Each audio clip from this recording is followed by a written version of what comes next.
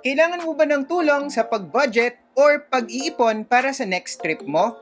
Or meron ka bang kailangang singilin? Kung oo, then stay tuned dahil in this video, isi-share namin sa inyo kung paano mo mas magagawa yan using just an app. Hey there, poor traveler! Yosh here! Marami sa mga past videos namin, nababanggit namin ang isang app na sinasabi namin na nakakatulong sa amin sa pag-budget. And yan yung Lista app. And merong mga nagtatanong, paano ba yan gamitin?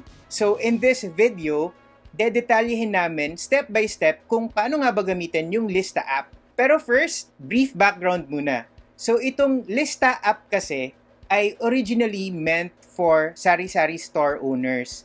So, kasi 'di ba kapag meron kang sari-sari store, kailangan mong i-track magkano yung pumapasok na pera and magkano din yung lumalabas para alam mo kung ano ka ba, may nakikita ka ba, nalulugi ka ba, or whatever. So, para talaga siya doon. Pero kami, na-realize din namin na magagamit din ito kapag ka nasa biyahe. So, parang naging travel app din siya for us.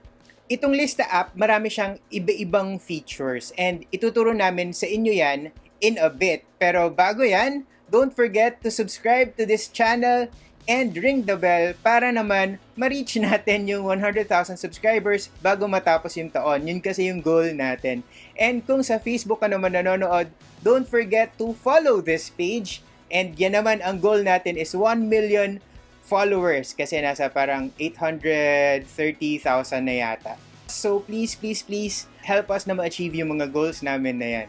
Okay, so itong Lista app, yung mga features nito, pwede nyong gamitin sa pag-budget. So marami siyang functions, pero yung tatlo na gusto kong i-discuss today ay yung pag-track ng budget, pag-ipon, gamit yung savings challenge, and yung pagsingil ng utang. Pero bago yan, syempre, dapat meron kayong Lista app para nasasabayan nyo rin ako kapag tinetest. So, kung wala ka pa nitong Lista app, hindi pa huli para i-download yan. Available yan sa Android and iOS. So, hanapin nyo lang sa App Store and sa Google Play Store.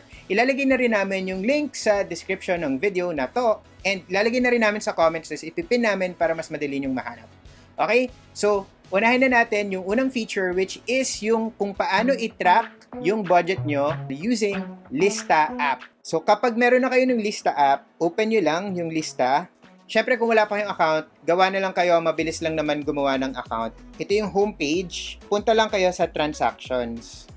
So ito, very useful to para matrack yung expenses mo kapag nagta-travel. Kasi ngayon, di ba, ang dami ng ways ng pagbayad.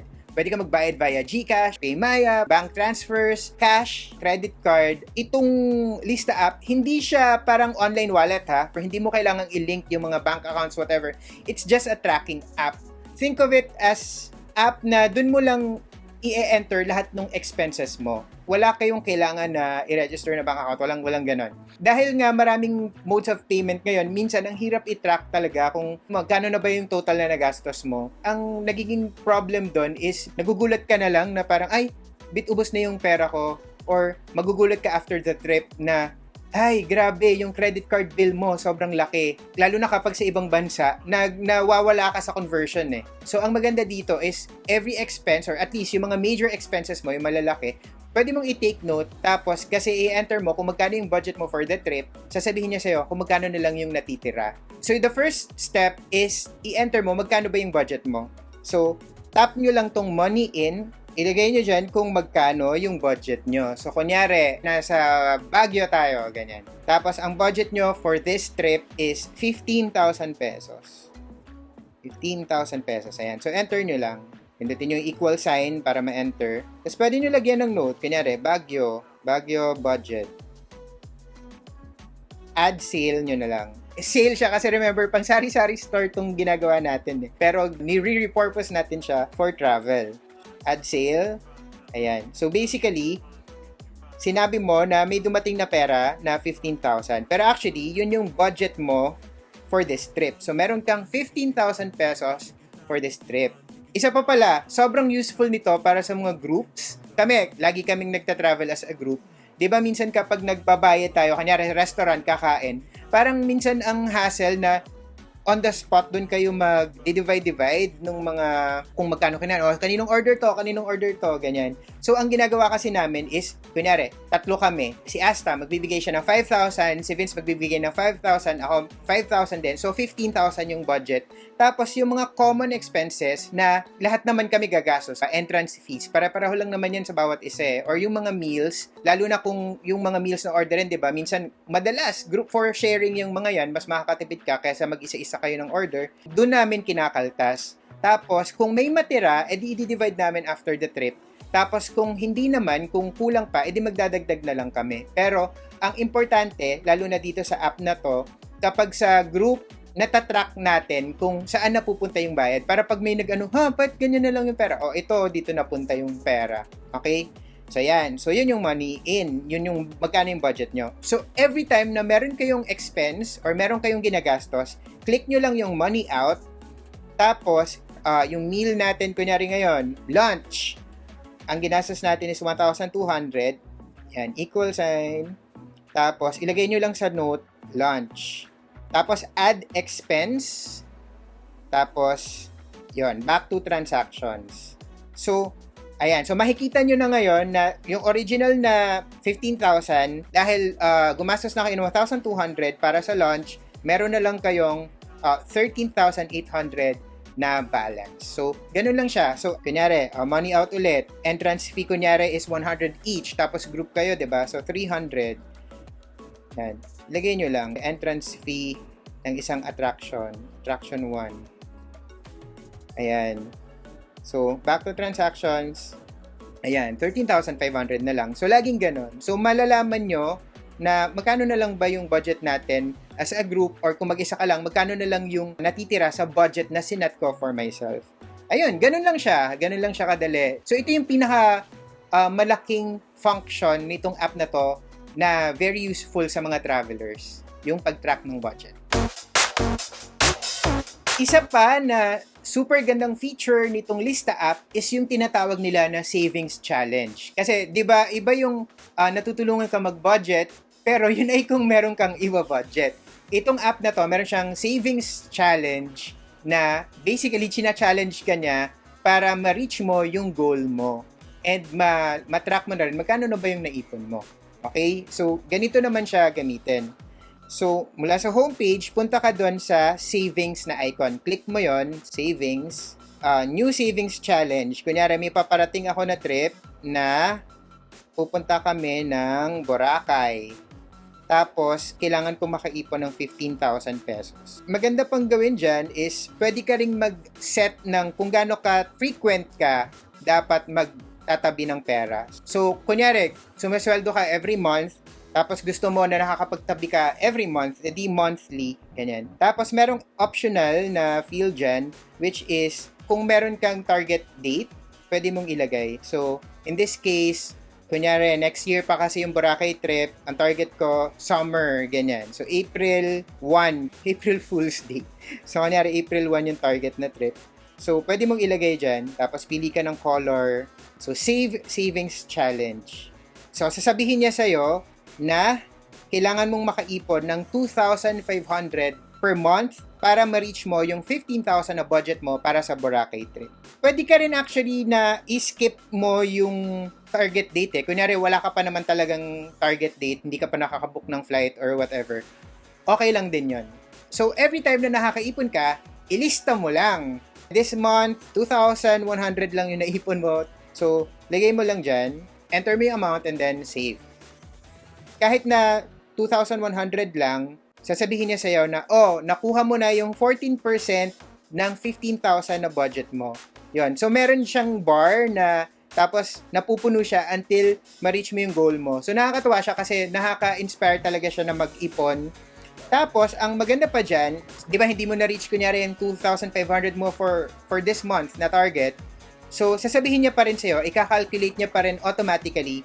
So, magkano na lang yung kailangan mong maipon per month. So, makikita mo siya dyan. Isa pa, try natin ulit. Kunyari, nakaipon ka ulit. Pero this time, 2,900 naman yung naipon mo sa sumunod na month. I-save mo lang. Ayan. 33% na. Oy, again, ito hindi niya binabawasan yung bank account or anything ha, hindi nakalink yung any of your e-wallets or bank accounts dito. Naglilista ka lang talaga. So, tinutulungan ka lang niya, minomotivate ka lang niya na mag-ipon. Pero yung pinaka-favorite ko na feature nitong Lista app is yung utang na feature. Diba, minsan, kapag nagta-travel tayo, meron tayong mga kasama or kahit ikaw din na hindi mo may iwasan na parang, uy, ikaw muna dito. Naiwan ko yung wallet ko sa hotel or medyo kapos talaga ako, kinapos ako sa trip na to.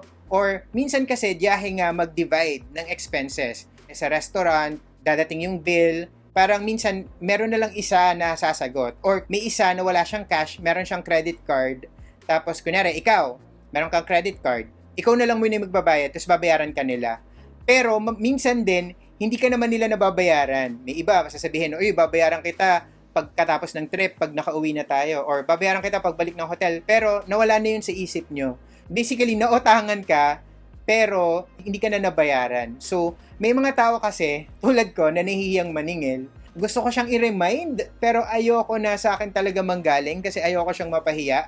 So, ang maganda dito is, yung app yung magre-remind sa kanila. Ganito siya gawin. Mula sa homepage, click nyo yung utang tab. Kunyari, umutang sa akin si Vince. So, hanapin nyo lang yung name ng friend nyo dun sa contact list nyo. Tapos, click nyo yung magbigay ng pera. Ayan. So, kunyari, inutangan niya ako ng 5,000 pesos. Inutangan niya ako nung trip namin sa Singapore. Ayan. Kinapos siya kunyari. So, i-enter nyo to on the spot Like, kunyari, nasa Singapore pa kayo, inutangan kayo, di doon nyo i-enter. Although, gagana rin naman siya kahit after the fact na merong message preview kayong makikita, nakalagay dyan, hello Vince, ang inutang mo kay Yosh ay 5,000 pesos. Ito ay munting paalala na bayaran ng iyong utang ayon sa inyong napag-usapan. Free yung pag-send ng message na to, done. Ayan. So, makikita nyo dito na si Vince ay may utang na 5,000 pesos sa'yo. Ay, sa akin pala, sa akin. Hindi sa'yo. Sa akin. So, umutang siya sa akin. So, naka-record na siya sa akin.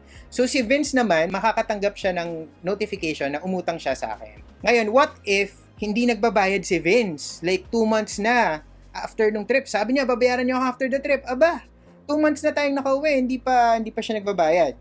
So, kung gusto mo siyang i-remind na, hoy, friend, magbayad ka na, ganito lang yung kailangan mong gawin. So, makikita nyo dun sa utang tab, merong notify your customer for free. Pwede siyang messenger, Viber, or SMS. So, kunyari, SMS. Free yun na. Pag gumamit kayo ng text, free yung paggamit nito. Yan, SMS successfully sent. Yung message na makukuha niya, hindi siya galing sa akin, hindi siya galing sa number ko. Galing siya sa lista. So, very impersonal siya. So, parang walang emosyon. Alam mo yon, hindi mo na kailangang intro pa or whatever. Kasi minsan yun yung mahirap sa paniningil eh. Hindi mo alam kung paano mo sisimulan. So, pwede rin na Viber. So, try natin yung Viber. Ayun. Lista wants to open Viber. Open. Tapos, forward to. Tapos, done. Ayan. Ito yung message na sinend. Hello Vince, ang iyong total na utang kay Yosh ay 5,000 pesos. Ito ay isang paalala na bayaran ng iyong utang sa lalong madaling panahon. Tapos, bibigyan siya ng link sa transaction history. Di ba ang ganda? May transaction history. So, what if nagbayad na si Vince? Mabait si Vince, nagbayad siya. So, ang gagawin nyo lang, click nyo yung tumanggap ng pera kasi nagbayad na siya. Click nyo yung date and time kung kailan siya nagbayad. So, kunyari ngayon, automatically, kung ngayon, on the real time naman, i-enter nyo yung date and time. Pero kung kunyari, like after the fact mo pa i-enter dito sa app, pwede mo namang i-modify yan. Ayan, pwede naman. So, kunyari, kanina siya binayaran, 5:30. Tapos kahapon, ayan, ganyan. Tapos, kunyari, nagbayad siya ng 1,500 sa akin. Enter. Equal sign. Ayan. So, pag in-enter mo yan, masasave na nagbayad si Vince ng 1,500 and ang utang ni Vince, makikita nyo sa taas, 3,500 na lang. Kung marami kayong friends na may utang sa inyo, maganda rin yon kasi natatrack nyo. Kahit multiple people kasi pwede mong i-enter dito. Yon. Kung masyado kang mabait, lagi ka nagpapautang, minsan, nakakalimutan mo kung sino yung mga may utang sa'yo and magkano yung utang sa'yo. Alam ko yun kasi meron akong mga friends. Hindi ko na alam kung magkano yung inutang nila sa akin, pero alam ko may utang sila and Yun, hindi sila magbabayad. Ayun. So, basta ganon. So, ito, very useful yung app na to. Ayun, so yan yung tatlong features ng Lista app na feeling ko ay useful para sa mga biyaherong tulad natin. Ayan, so if sa tingin nyo magiging useful din para sa inyo, i-download nyo lang ang Lista app sa link na ilalagay ko sa description ng video na to and ipipin ko na rin sa comment section. So one link lang yan pero it will take you to a page na nandun din yung papunta sa Google Play Store and sa App Store. Yun! Before we end, again, please show your support. Kung hindi pa kayo nakaka-subscribe sa channel na to, please do so and ring nyo na rin yung bell para manonotify kayo kapag meron na kaming new travel videos. And kung sa Facebook kayo nanonood, help us reach 1 million followers sana soon by following this page and share nyo na rin sa friends nyo yung mga videos namin. And follow nyo na rin kami sa Instagram, TikTok, and Twitter. Just look for @ThePoorTraveler, single L. And kung meron kayong Apple Podcasts app and Spotify account, meron din kaming podcast. You can listen to our episodes, mga chikahan namin. Hanapin nyo lang yung The Poor Traveler Podcast. That's all for now. Remember, plan smart, travel safe, and make every trip worth it. Bye!